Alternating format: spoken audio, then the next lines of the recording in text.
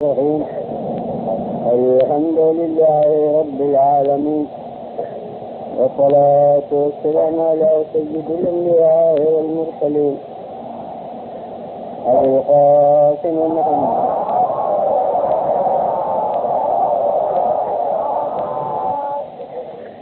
خاتم النبيين وآله الطيبين الطاهرين المعصومين.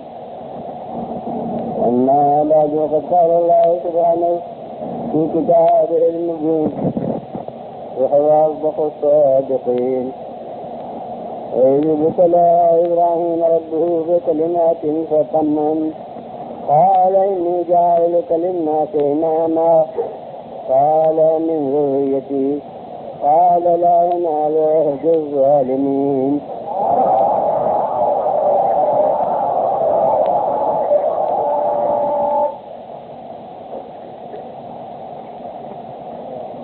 رسول دین کا چوتھا دن ہے، اس لیے امامت کا بیان ہونا.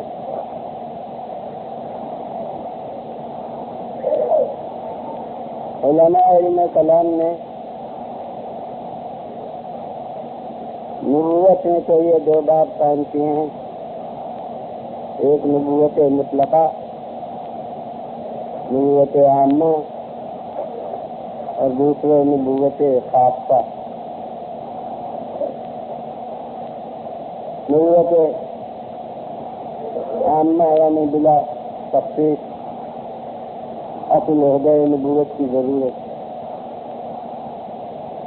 اور اس سے متعلقہ مسائل، اور نبوت خاصہ آخر میں حضرت پیغمبر اسلام صلی اللہ علیہ وسلم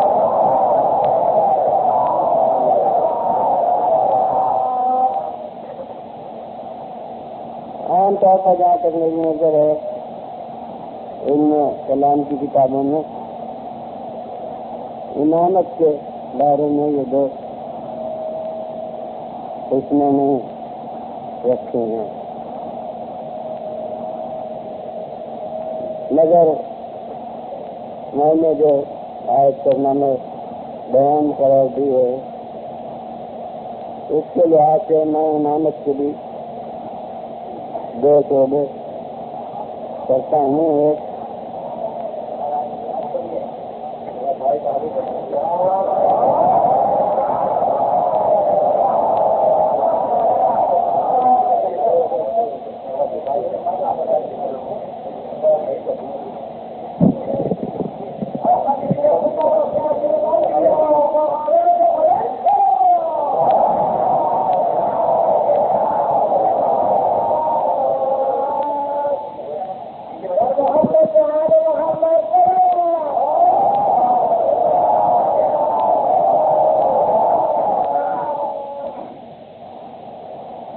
امامت کے بھی میرے نزدیک دو شعبے ہیں، دو حصے ہیں: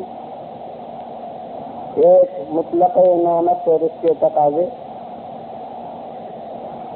اور دوسرے اصطلاحی امامت جو پیغمبر خدا صلی اللہ علیہ وسلم کے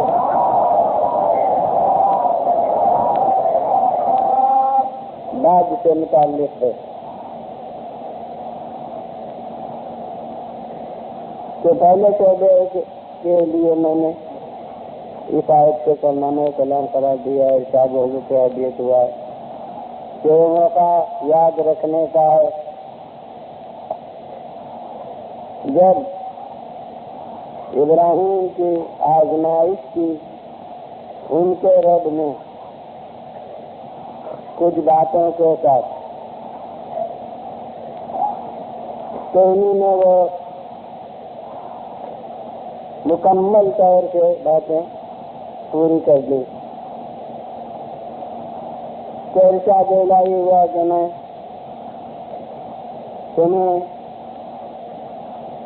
تمام لوگوں کا انعام قرار دیتا ہوں. انہوں نے کہا اور میری اولاد سے بھی یہ ارشاد ہوا کہ ہاں میرا عہدہ ظالموں تک نہیں پہنچے گا.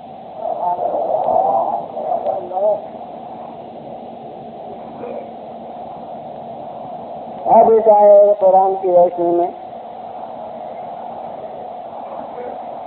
ہمیں پتہ چلتا ہے کہ خالق کی طرف کا ایک منصب نبوت ہے جو آدم کے وقت سے شروع ہوا. ایک منصب رسالت ہے جو نوح کے دور سے شروع ہوا. بہت جناب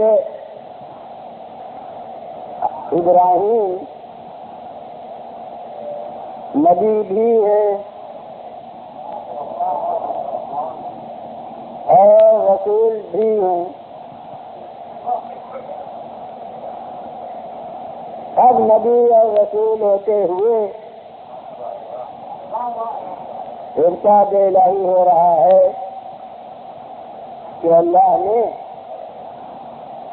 ابراہیم کا امتحان لیا کچھ باتوں کے ساتھ. اب جو باتیں کیا ہیں اس کو قرآن مجید نے بیان نہیں کیا تو ہم قطعی طور پر کیا کہہ سکتے ہیں اور اصل موضوع کلام میں اس کی کوئی اہمیت نہیں ہے کہ وہ باتیں کیا تھیں. بہرحال کچھ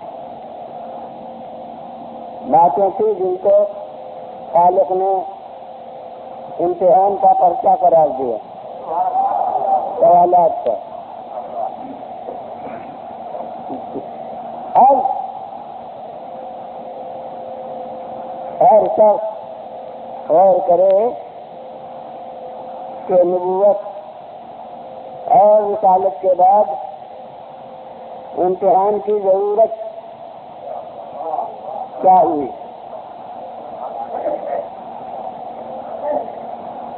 یہ میں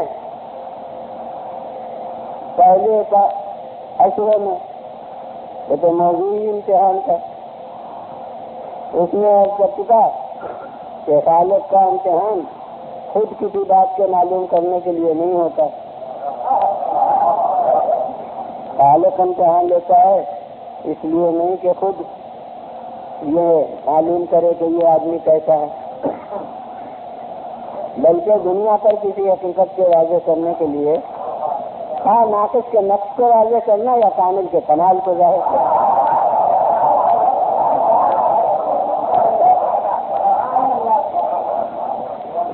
اس مقصد سے اس کا امتحان ہوتا ہے. تو اب دیکھیے کہ نبوت اور رسالت کے بعد کہہ دیا جاتا کہ ہم نے تم کو خلق خدا کا انعام مقرر کیا، مگر یہ کہنے کے بعد پہلے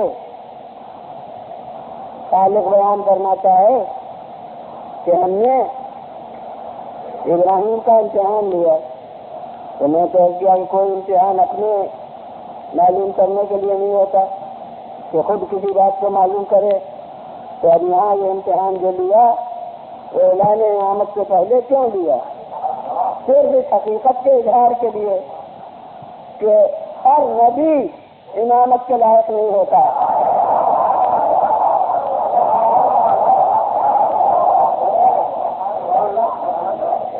ہر رسول امامت کا مستحق نہیں ہوتا، ورنہ نبی اور رسول کو صحیح ہمیں امتحان کی ضرورت کیا تھی؟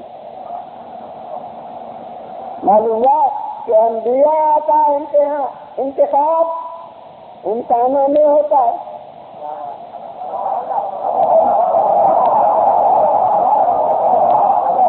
مرسلین کا انتخاب انبیاء میں ہوتا ہے.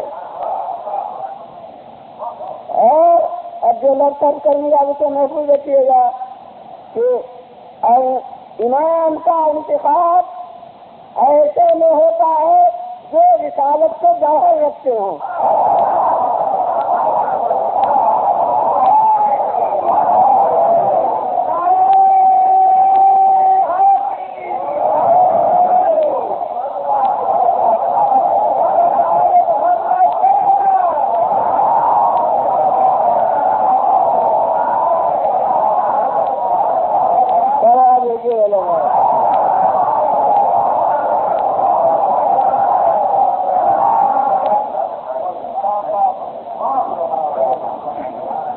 اور اس سے دنیا کو منصب امامت کی اہمیت بھی محسوس ہو سکتی ہے کہ یہ منصب کوئی ارزاں چیز نہیں ہے، یہ منصب اتنا بڑا ہے کہ نبوت اور رسالت کے بعد بھی یہ توقف نہیں ملتا، بلکہ کچھ خاص صلاحیتیں چاہیے رسالت کے بعد کہ ان صلاحیتوں کی بنا پر یہ عہدہ عطا ہوتا ہے۔ اب یہ تو ابھی یہ جو ابتلا تھا ان کے اعلان ہوئے کہ ہم نے امتحان لیا، اتنے تک بات پہنچی، اب نتیجہ امتحان کا اعلان ہے۔ اس کی خالق نے اہمیت نہیں سمجھی کہ یہ بتائیں کہ ہم نے کیا امتحان لیا، ہم امتحان تھے پرچہ امتحان کے بعد آج بھی رہے تو دنیا کو کیا تھا پوچھنے کا۔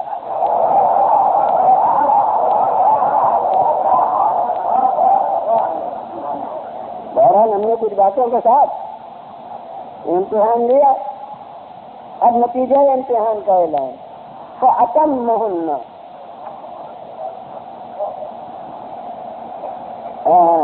پھر کہ کون ہے جو امتحان کے تقاضوں کو نہ جانتا ہو؟ کوئی نہ کوئی چھوٹا بڑا امتحان کبھی دیا ہوگا، بچے دے رہے ہوں گے تو امتحان کے تقاضے کبھی جانتے ہیں۔ تو اب امتحان میں نمبر آتے ہیں، وہ نمبروں کے درجے ہیں، کبھی 30 اقلیت، کہیں 33، کبھی 30 تک بھی ہو جاتا ہے معاملہ۔ تو یہ ادنا درجے کی کامیابی ان کا ٹیک ڈویژن ادنا درجہ، اور اس کے بعد 80-50 ایسا سیکنڈ آ گئے، اور اس کے بعد 70 یا 73 ہو گئے تو ان کا فرق تو وہ ایک جگہ اسے لکھ بھی چکا ہوں کہ یہ نمبر جو دیے جاتے ہیں تو کوئی چیز ہے امتحان کے پاس کوئی واسطہ ہے نہیں، یہ صحت اور غلطی کا تناسب دکھلانے کے تعبیرات ہیں۔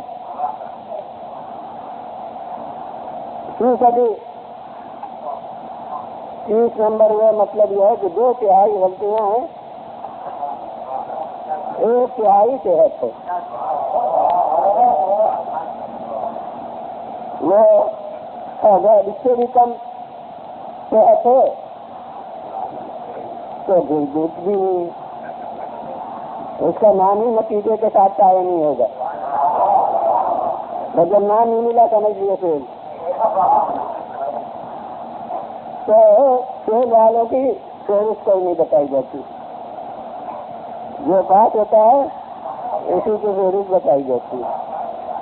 رسول بھی درجے مقرر کریں گے ایمان میں تو ان کے لیے جو قانونی ایمان ہے،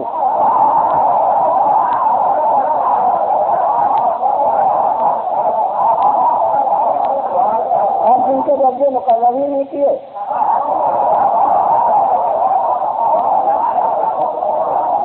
تو سمجھیے کہ وہ بے حساب مومن ہے۔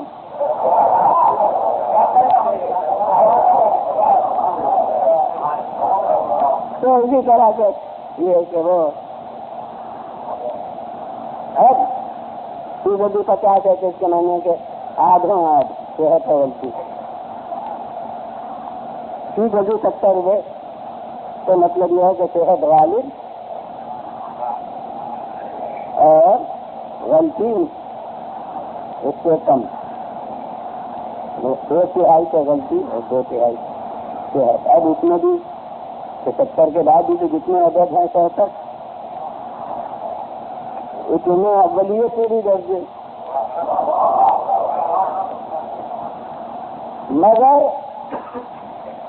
سوائے حساب وغیرہ سے وہ تو یا تو بالکل غلط ہوگا یا بالکل صحیح ہوگا، اس میں بیچوں بیچ کا درجہ ہے ہی نہیں۔ جمع حاصل جمع یا غلط ہے یا صحیح؟ حاصل ضرب یا غلط ہے یا صحیح؟ حاصل ہے. ہاں کئی اگر سوال پرچے میں ہیں اختیاری طور پر تو یوں درجہ مقرر ہوتا ہے کہ کئی سوال صحیح کیے اور کئی سوال غلط کیے، لیکن ایک سوال میں پھر یہ نہیں ہو سکتا کہ اس میں تقسیم ہو، یا پورے نمبر ملیں گے یا 0 ملے گا. باقی اور میں صحت کے درجے بھی ہوتے ہیں، تو ان میں تو کبھی ایسا ہوتا ہے بہت شاذ و نادر ہوگی کتاب وغیرہ میں کہ کوئی بچہ 100% یعنی 100 میں 100 نمبر لے آئے کہ استاد کو غلطی کی نشاندہی کے لیے قلم رکھنے کی گنجائش نہیں ملی اور سوال مکمل طور پر صحیح.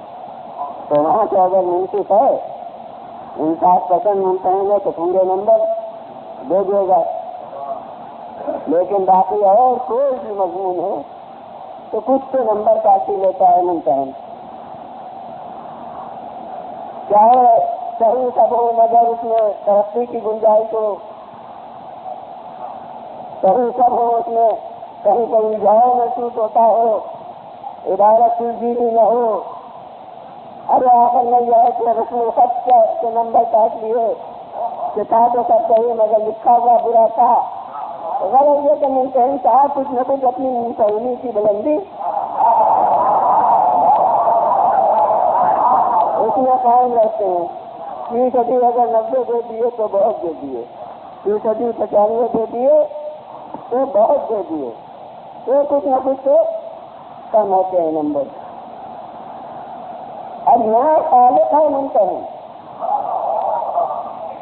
اور خالق سے لے کے مثقال کل ذرہ سے واقف ہوں. یعنی یہاں تو ہو سکتا ہے کہ غلطیاں کچھ ایسی ہوں اتنی سبک تو استاد سمجھتا تو ہے کہ کچھ کمی ہے، مگر وہ کمی ایسی ہے کہ جس کا تناسب وہ اعداد سے قائم نہیں کر سکتا، اس کو پورے طور سے درجہ اس کا متعین نہیں کر سکتا. لیکن خالق سے بہت سے کام ہر چیز کے مقدار سے واقف. اب وہ کہہ رہا ہے نتیجہ امتحان میں کہ اتم مہینہ مکمل جواب دے دیا. اس کے معنی ہے کہ ذرہ بھر اس میں خالق کے قلم اصلاح سے گنجائش نہ تھی.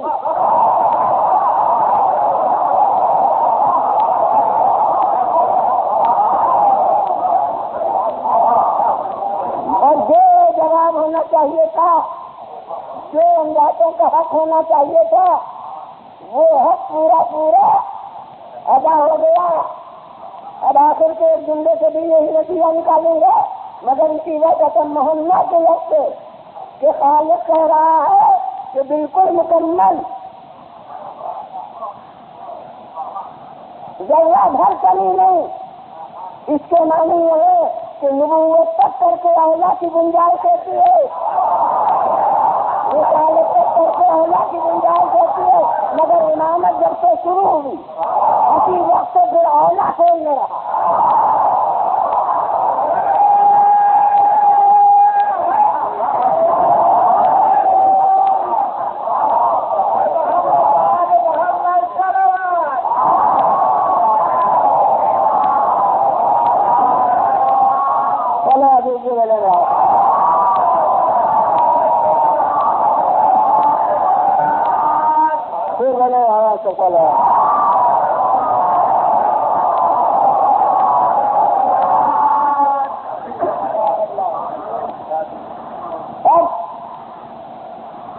خالق نے کیا فرمایا کہ جاہلوں کا ذمہ سے امامہ میں تمہیں خلق خدا کا امام بناتا ہوں. بس ادھر سے اعلان ہوا خالق کی طرف سے، ادھر انہوں نے اس کے کلام میں معطوف علیہ اپنے کلام میں معطوف، یعنی اس کے اعلان میں وقت لگا رہے ہیں. ومن ذریتی، اور میری اولاد میں سے بھی، یعنی الگ سے جملہ نہیں کہا کہ میری اولاد میں سے بھی امام مقرر کرنا. اگر الگ سے جملہ ہوتا صاحبان علم بھی موجود ہوں گے اور صاحبان فہم تو سبھی ہیں. میں کہتا ہوں کہ اگر الگ سے جملہ ہوتا تو وہ ایمان کی لفظ خالق کے معیار نظر کے مطابق ہوتی. یہ ایمان کی لفظ ان کے جملے میں تھی وہ ان کے معیار نظر کے مطابق ہوتی.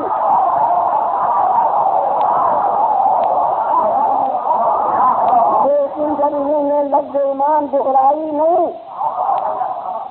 وہی لفظ ایمان جو خالق کے جملے میں تھی اسی میں حرف عطف کے ساتھ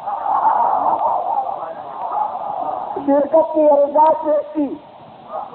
یہ تو اس نے کہا کہ میں تمہیں دینا چاہوں گا، اور انہوں نے کہا وہ نہیں.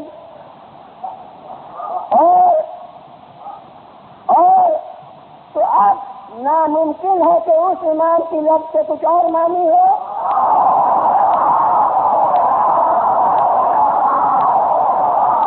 اس ایمان کی لفظ سے کچھ اور معنی ہو، اس ایمان کا کچھ اور درجہ ہو، اس ایمان کا کچھ اور درجہ ہو.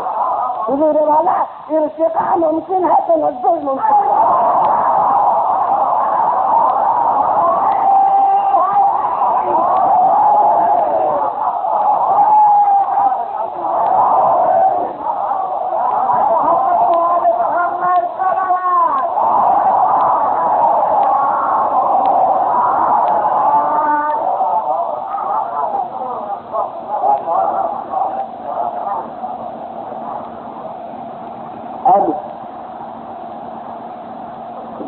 سوال ہی ہوتا ہے یہ سوال کیوں. اور دیکھیے آپ سے پہلے نبوت بھی تو مل چکی تھی، اس وقت سوال نہیں کیا. رسالت بھی تو مل چکی تھی، اس وقت سوال نہیں کیا. یہ امامت کا جو اعلان ہے تو یہ فوراً کے دست سے سوال دراز کر دیا کہ ومن ذریتی، اور میری اولاد میں سے. تو پہلے ایک اچھی بات کر سکتا ہوں کہ نبوت اور رسالت ابتداءً عطا ہوئی کی بغیر کسی امتحان سے. پھر آتی ہے خسروانہ کی وجہ حیثیت رکھتی تھی. ماں بلند ورثوں کا شعبہ نہیں، ایک عطیہ دیا تو فوراً کرے اور یہ بلند ورثی کے خلاف ہے. یہ نہیں ملا ہوگا، امتحان دے تو ملا ہے. اور امتحان نے خود نتیجے امتحان کا اعلان کر دیا کہ عدم ماننا بھی کر دیا. اگر ٹھیک ہے تو میں کہتا ہوں طالب علم کا دل دبا ہوا ہے. اس نے اعلان کیا، نتیجے کا منظر دیا تو فوراً کر دیا کہ یہ تو ہوا، نتیجہ امتحان اب انعام بھی تو.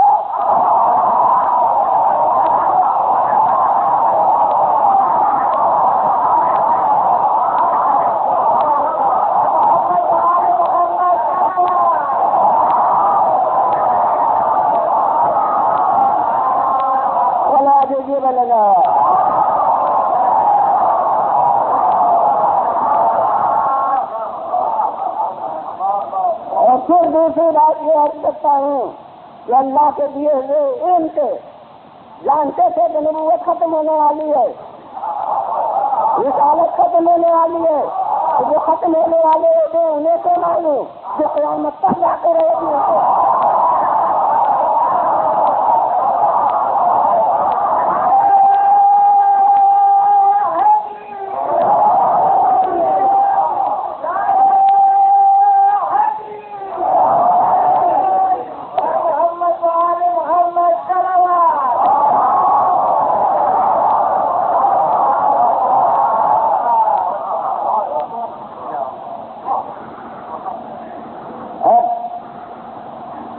یہ عرصے کی ایسے تعلیم میں اتنی شاندار کامیابی حاصل کر چکا. اب اس کے بعد خالق کا ایک جملہ ہے. یہ جملہ کاغذ پر جو آیا تو میں نے کہہ چکا کسی مسجد میں تو لہجہ اس کے ساتھ آتا نہیں. جملہ لا ینال عہد الظالمین، میرا عہدہ ظالموں تک پہنچتا نہیں. تو یہ کیا ہے؟ رد دعا ہے یا قبولیت دعا ہے؟ لب و لہجے سے یہ بات بدل جائے گی اور اس کا اظہار اس مفہوم کا ہم ترجمے میں بریکت کی لفظ سے کریں گے. اگر رد دعا ہو تو نے کہا اور میری اولاد میں سے خالق نے کہا اب بریکت میں نہیں، میرا عہدہ ظالموں تک نہیں پہنچ سکتا. یہ کیا ہے؟ نظر. مسلمان سمجھ کے کہیں کہ کیا یوں ہے؟ اگر یہ ہے تو نتیجہ یہ ہوگا کہ جتنی ضروریت ہے سب ظالم ہے. اگر رد دعا مانا جائے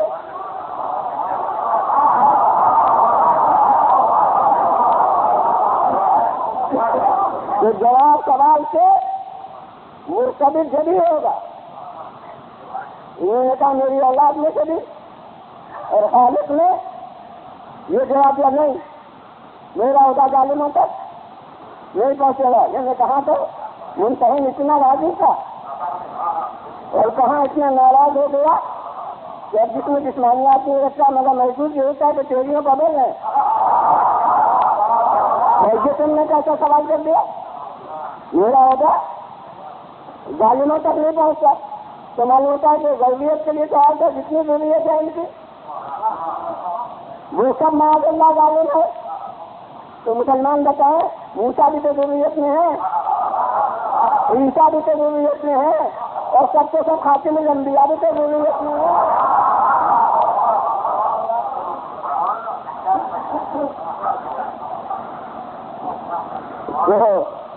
حضور والا یہ رد دعا تو نہیں ہو سکتی کوئی.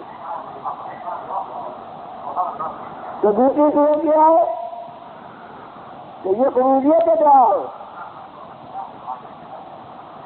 اور حضرت ابراہیم محتاط الفاظ میں دعا کی تھی. انہوں نے اعلان خالق کے بعد کب کہا تھا کہ وہ ضروریت تھی اور میری ضروریت تاکہ کل اولاد کے لیے دعا ہو. انہوں نے تو پہلے ہی کہا تھا وہ میری ضروریت تھی، میری اولاد میں سے بھی، یعنی جو نااہل ہے ان کے لیے میں خود نہیں کہتا.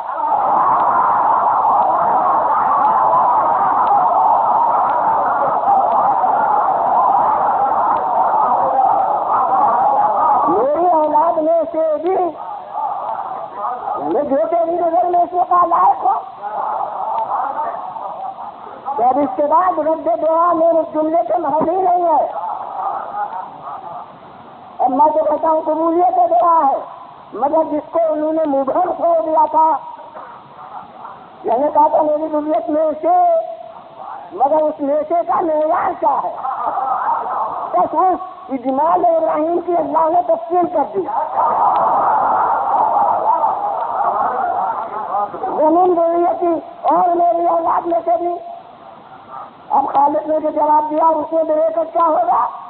ہاں ہاں ہاں ہاں ہاں میرا ہوگا. اب وہ ہاں ہاں آئے ہے، یہ ہاں آئے ہے. ہاں ہاں یعنی تمہاری اولاد میں سے بھی. ہاں یہ بات ہے کہ میرا ہوگا ظالموں تک نہیں پہنچے گا. یعنی تمہاری اولاد میں سے بھی جو افراد کسی حیثیت سے بھی ظالم نہ ہو، وہ ضرور اس عہدے کو پائیں گے، مگر جو کسی حیثیت سے کسی درجے تک بھی ظالم ہو وہ اس عہدے کو نہیں پا سکتے۔ اور ظلم کی تعریف قرآن نے کیا کی ہے کہ من یتعدی حدود اللہ فاولئک هم الظالمون، جو اللہ کی مقرر کی ہوئی حدوں سے قدم آگے رہا ہے وہی ظالمین ہے۔ ہم تو سمجھتے ہیں ظالم نہیں ہے جو دوسرے کو تماچا مارے، ظالم نہیں ہے جو دوسرے کو دھکا دے، نہیں، اللہ کی مقرر کی ہوئی حد سے عملاً جو بھی قدم آگے رہا ہے وہ اصطلاح قرآن میں ظالم ہے۔ تعلق کہتا ہے انہیں عہدہ نہیں ملے گا جو ظالمین ہو، یعنی جو بھی کسی حیثیت سے گناہ گار ہوں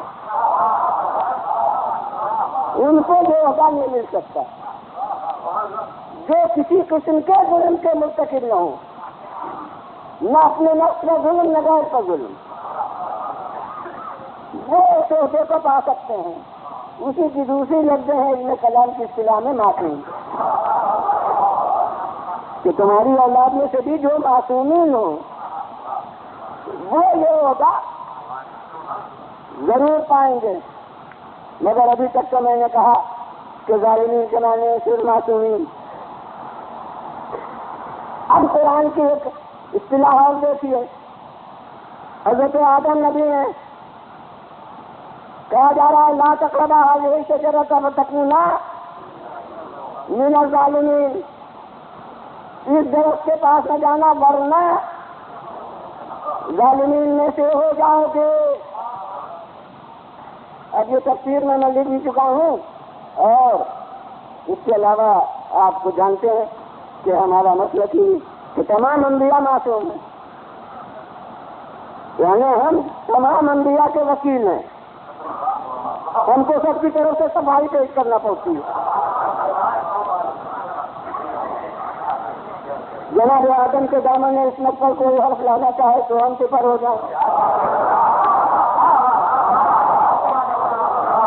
جناب موسیٰ کا کوئی اعتراض کرے تو ان کی طرف سے وکالت کی ذمہ داری ہم پر، جناب عیسیٰ پر کوئی نکتہ چینی کرے تو ان کے محامی وکیل ہم، تو غرض جتنے انبیاء ہیں سب کی طرف سے وکالت کی ذمہ داری ہم ہی پر ہو گئی ہے۔ حالانکہ قرآن نے ایمان کا تو سب مسلمانوں سے مطالبہ کیا،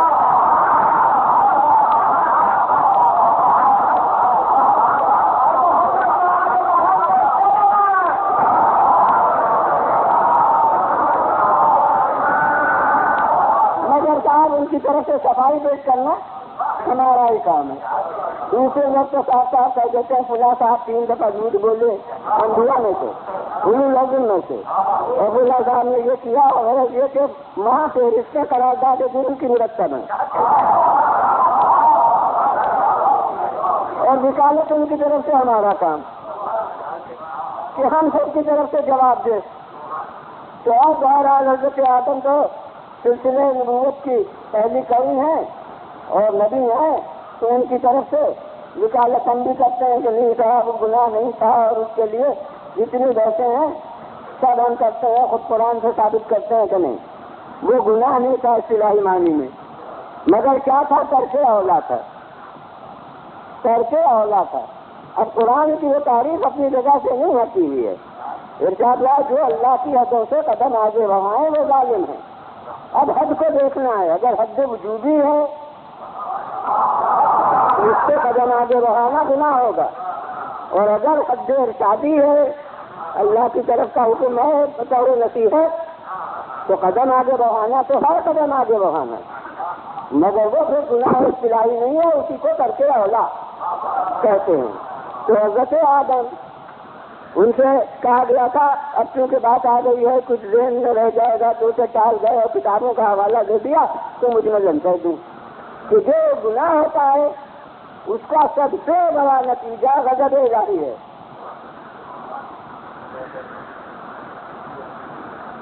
جس طرح اطاعت کا اصل نتیجہ رضا الہی ہے، وہ جنت کا اثر رضا الہی ہے،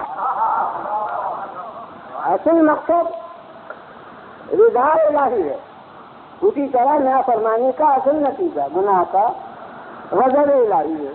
تو اب شروع سے لے کے آخر تک کہہ دیا جو ڈھونڈ جائیے کہ قرآن میں کہیں یہ نہیں ہے تو دیکھو تم اگر اس درخت کے پاس جاؤ گے تو وہ غضبناک ہوں گا، تم اگر اس درخت کے پاس جاؤ گے تو ناراض ہوں گا، جی نہیں جتنے ہیں وہ سب فوائد بتا رہے گئے۔ تم اس درخت کے پاس جاؤ گے تو جنت میں نہیں رہ سکو گے، پھر یہاں تمہارے لیے کیا فائدہ ہے کہ بھوک نہیں لگتی، پیاس نہیں لگتی، ارشاد ہوگا یہاں سے نکلو گے تو بھوک پیاس۔ تو اب یہ انداز حاکمانہ ہے، یہ انداز حکیمانہ ہے، نقصانات دکھائے جا رہے ہیں کہ یہاں سے نکلو گے تو دھوپ کی تپش بھی پھر ہوگی، یہاں سے نکلو گے تو دیکھو پھر یہ سب پھل یہاں کے یہ نہیں ملیں گے، یہ سب کہا جا رہا ہے۔ تو خود قرآن کا انداز بتاتا ہے کہ گناہ نہیں ہے اصطلاحی، وہ قانونی جرم نہیں ہے، وہ ان کے بہبودی کے لیے کچھ نصیحتیں کی گئی، بس کہا گیا کہ یہ سب پھر نتیجہ اس کا تمہارے لیے نقصان کی صورت میں ہوگا۔ اسی کو کہا گیا ظلم، کہ تم اپنے ساتھ زیادتی کرو گے کہ ان تمام نعمتوں سے یہاں کی محروم ہو جاؤ گے اور ان تمام دنیا کی مصیبتوں میں گرفتار ہو گے۔ اور ایک بات اور کہہ دوں چلتے چلتے جب بات آ گئی ہے کہ وہ بھی اگر یہ نہ کرتے تو کبھی نہ کبھی یہاں بھیجے جاتے۔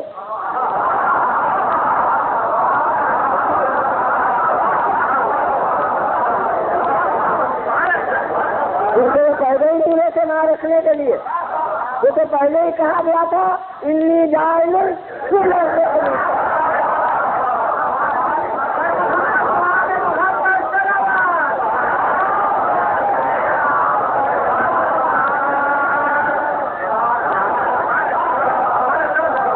مگر یہ دیکھا یہ نہ ہوتا درخت کے پاس نہ جاتے تو پھر کچھ مدت تک یہ ہم سمجھ بھی نہیں سکتے کہ کب تک وہاں رکھے جاتے، مگر اب یہ ہو گیا تو فوراً بھیج دیے گئے۔ اور اب بات آ رہی ہے تو جو مختصر سا یاد آتا ہے کہ کہہ دوں کہ یہ دنیا میں بھیجے گئے سزا کے طور پر، اگر سزا کے طور پر بھیجے گئے تھے تو تاج نبوت وہیں اتار دیا جاتا۔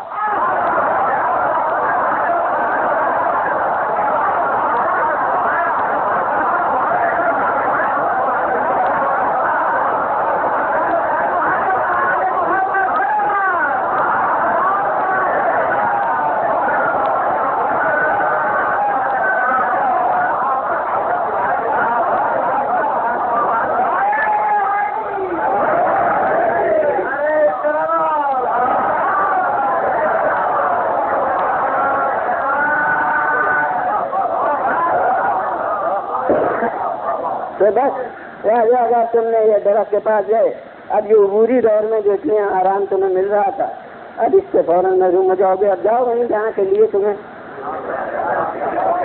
جہاں کا منصب دیا ہے، جہاں کا تمہیں تاج پہنا ہے وہیں جاؤ، اب یہاں نہیں رہ سکتے۔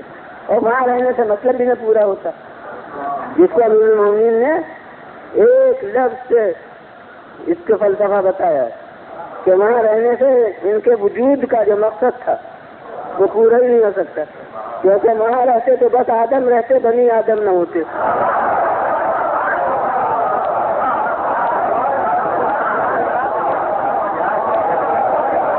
اس سے ایک لفظ سے امیر المومنین نے ادا کیا ہے کہ جب انہوں نے وہ درخت کے پاس گئے تو بتاؤ لا محل تناسل الذریہ، پھر انہوں نے اتارا وہاں کے جہاں ضروریت آگے بڑھ سکے، جہاں پھر نسل آگے چل سکے، وعدہ المردہ الی جنت۔ امیر المومنین فرما رہے ہیں کہ پھر جاتے وقت تسلی بھی دے دی کہ دیکھو یہ انتظاماً تمہیں بھیج رہا ہوں، مگر میں ذمہ دار ہوں کہ پھر تمہیں بطور جزا اس جنت میں لاؤں گا۔ تو یہ ناراضگی کے انداز ہوتے ہیں۔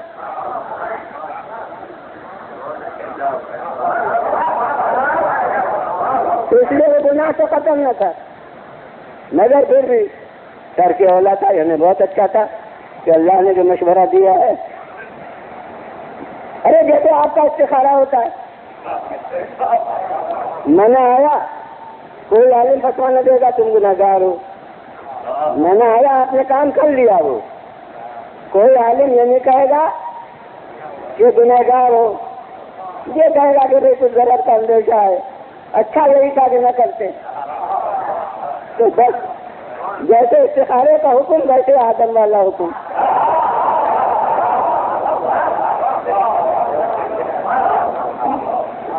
وہ نہیں کیا، وہ حل ہے جھیلا. یہاں کی بعد میں کبھی جھیلتے ہیں شروع سے آئی.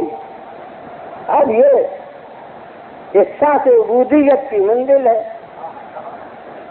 کہ اب دل جی کو ہوا ہے کہ اتنے بھی نافرمانی کیوں ہوئی، لہذا رو رہے ہیں. یہ ویسا رونا ہے جو بغیر کسی بات کے ہوئے سجید و سجاد روتے تھے. وہ تقاضا عبودیت کا رونا ہے. اب وہ توبہ کر رہے ہیں، نابت کر رہے ہیں، یہ سب عبودیت کی منزل ہے. تو یہ گناہ نہیں تھا، مگر بہرحال وہ ترک اولا تھا جس کو خالق نے اس لفظ سے تعبیر کیا فَتَكُونَا مِنَ الظَّالِمِينَ، نہیں تم ظالمین میں سے ہو گئے، ایک قسم کے ظالم ہو جاؤ گے. مگر اب وہی لفظ خالق کر رہا ہے کہ یہ میرا عہدہ، یعنی امامت ظالمین تک نہیں جاتی. پھر وہی نتیجہ نکلا جو شروع میں تھا کہ نبوت تک کر کے اللہ کی گنجائش.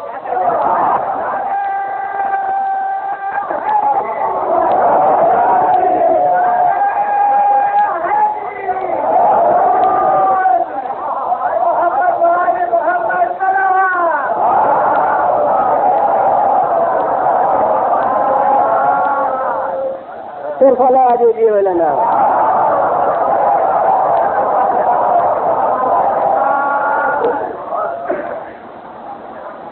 اور جناب حضرت ابراہیم کے بعد جو ایسی ذات ہے کہ وہ حضرت ابراہیم سے بھی بالا تر ہے،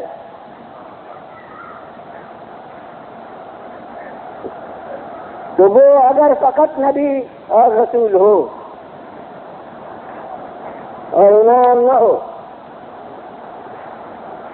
اب یہی درمیان کی کمی ہے.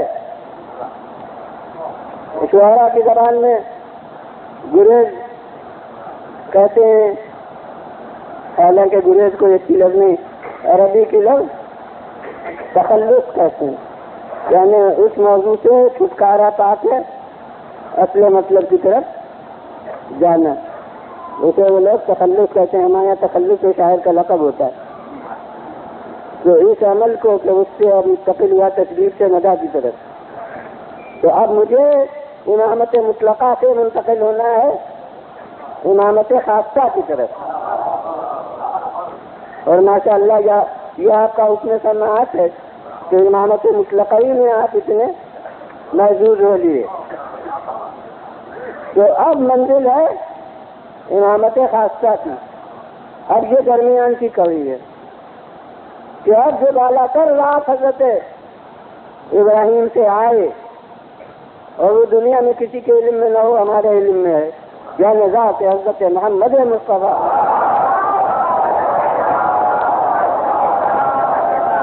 صلی اللہ علیہ وآلہ وسلم. یہ ذات وہ ہے کہ جو حضرت ابراہیم سے بھی بالا تر ہے.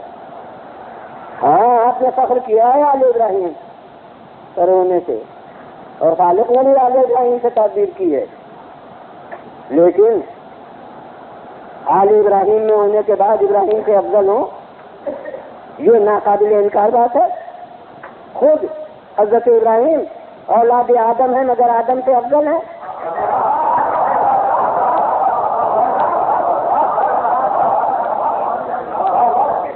تو اگر آل ابراہیم کی کوئی پر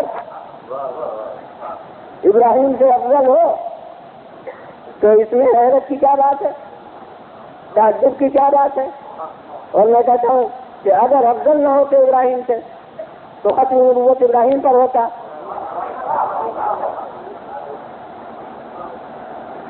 ان کا افضل ہونا یہ وہ چیز ہے جو کل اب کر چکا، یہ خود ختم نبوت کا باعث ہوا کہ جو مقصود کل ہے وہ سب سے آخر میں آئے. تو یہ خاتم النبیین ہوئے. خاتم النبیین اسی بنا پر ہوئے کہ افضل المرسلین تھے.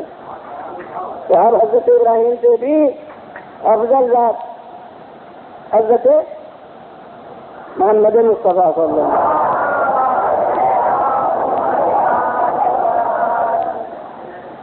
کوئی کہے کہ بیچ میں حضرت موسیٰ،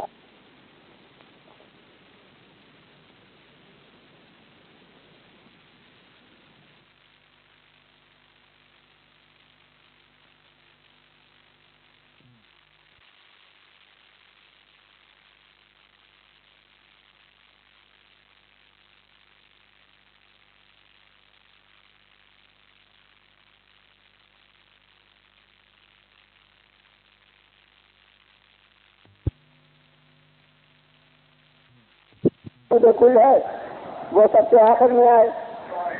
تو یہ خاتم النبیین ہوئے. خاتم النبیین اسی بنا پر ہوئے کہ افضل المرسلین تھے.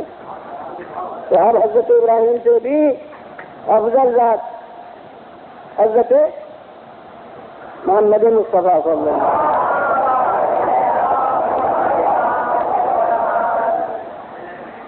کوئی کہے کہ بیچ میں حضرت موسیٰ اور حضرت عیسیٰ وہ بھی تو اولو العزم انبیاء تھے. ہاں بے شک اولو العزم انبیاء تھے، مگر تحقیق یہ ہے کہ جناب موسیٰ اور عیسیٰ صرف بنی اسرائیل کے نبی تھے. ان کا دائرہ بنی اسرائیل میں محدود تھا. تمام خلق کے لیے وہ نبی نہیں تھے. اور اب بعض لوگوں کو یہ بات شاید نہیں معلوم ہو تو اس لیے ایک شاہد اس کا بھی پیش کر دوں. وہ یہ کہ ہمارا متفقہ زمین کے تقاضے سے فیصلہ ہے کہ آبا و اجداد رسول پر دین حق پر تھے. اگر حضرت موسیٰ اور عیسیٰ کی رسالت عام ہوتی تو اصلاح سے حضرت پیغمبر خدا کو عیسائی ہونا چاہیے تھا.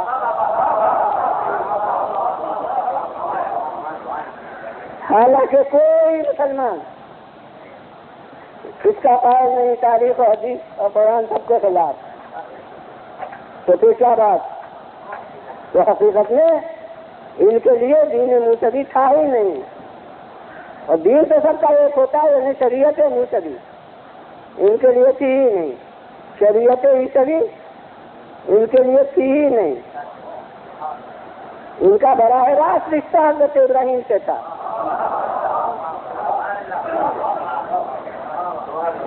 وہ بنی اسرائیل کے لیے تھے. تو اس لیے حضرت ابراہیم کے بعد جو ذات اور ایک جز وہاں رہ گیا امامت مطلقہ میں. اب یہاں بات آ گئی ہے موسیٰ اور عیسیٰ کے سلسلے سے تو کہہ دوں کہ جب امامت کا اعلان ہوا اسی وقت کیا کہا گیا کہ انہیں جاہلوں کا لڑنا سے امامت، یعنی رسالت ہوتی تھی جو کچھ قصبوں میں بھی ہو جاتی تھی، نبوت ہوتی تھی جو کبھی کبھی نفس کے لیے بھی ہو جاتی تھی، لیکن امامت جس وقت سے شروع ہوئی اس وقت سے تمام خلق خدا کے لیے.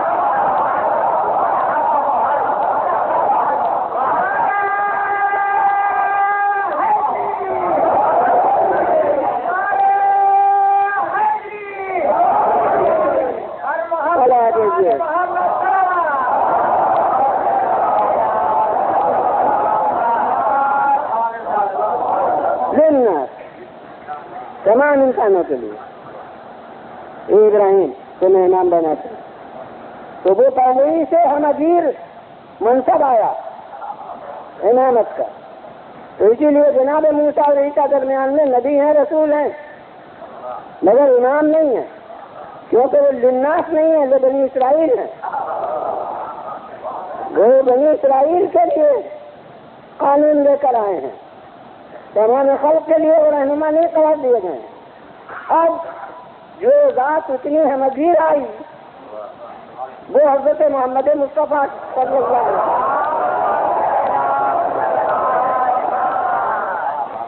اور ان کی ہمگیری کا ارتقا قرآن کی لفظوں سے نمایاں ہے کہ وہاں امامت کی ہمگیری میں کہا گیا تھا للناس اماما، انسانوں کے لیے امام، اور ان کے لیے کہا گیا رحمت للعالمین۔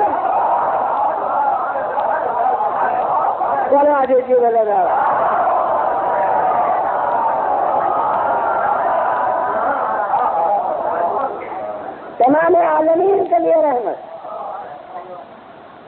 تو اب یہ ذات جو ہمگیر رہنما بن کر آئی ہے، یہ فقط نبی اور رسول نہیں ہو سکتی۔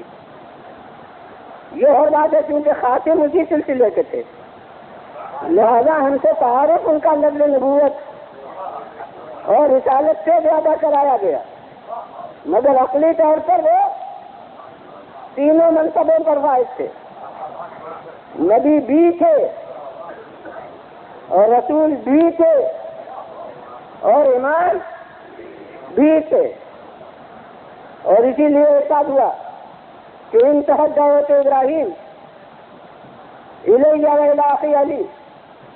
شاہ عبدالحق نے مظاہر نبوہ میں بھی یہ حدیث لکھی ہے، آپ نے فرمایا کہ وہ دعا ابراہیم مجھ تک اور علی تک پہنچی۔ تو وہ کون دعا ابراہیم؟ ومن ذریتی، اور وہ نبوت رسالت کے لیے تو نہیں تھی، وہ تو امامت کے لیے تھی۔ تو اس کے معنی ہے کہ نبی بھی تھے اور رسول بھی تھے اور امام بھی تھے، ان میں تینوں باتیں یکجا تھی۔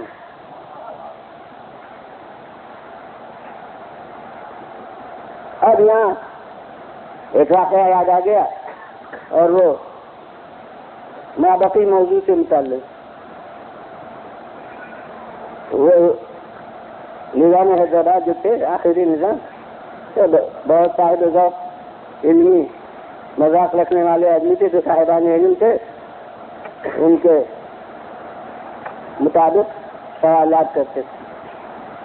تو ایک دن جو ملاقات ہوئی، حقیقت یہ ہے کہ ان کے سوال کے پہلے کبھی یہ سوال ذہن میں نہیں آیا تھا، اور ان کا تصور حضرت علی بن ابی طالب علیہ السلام کے متعلق۔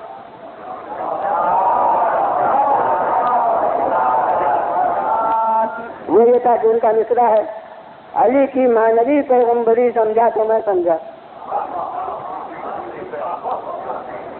علی کی معنوی بہت معنی کر رہے ہیں، لفظی نبی میں نہیں کہتا، کہتے علی کی معنوی پیغمبری سمجھا تو میں سمجھا۔ تو اب ان کے اس درجے عقیدت یا معرفت کو پیش نظر رکھتے ہوئے جواب ہونا چاہیے۔ تو ایک دن جواب انہوں نے سوال سوچ رکھا تھا، مجھ سے کہنے لگے بس چھوٹتے ہی کہ بس آج ایک سوال کے لیے آپ کو بلایا۔ وہ سوال یہ ہے کہ رسول کے بعد ایک شخص ہے جو رسالت کے منصب کے قابل ہے۔ اب ایسے شخص سے یہ تو نہیں کہا جا سکتا کہ نہیں، قابل نہیں ہے معاذ اللہ، اور جبکہ وہ ہمارے نزدیک بھی حقیقت کے خلاف۔ ایک شخص ہے جو رسالت کے منصب کے قابل ہے، تو پھر رسالت کیوں ختم ہوئی؟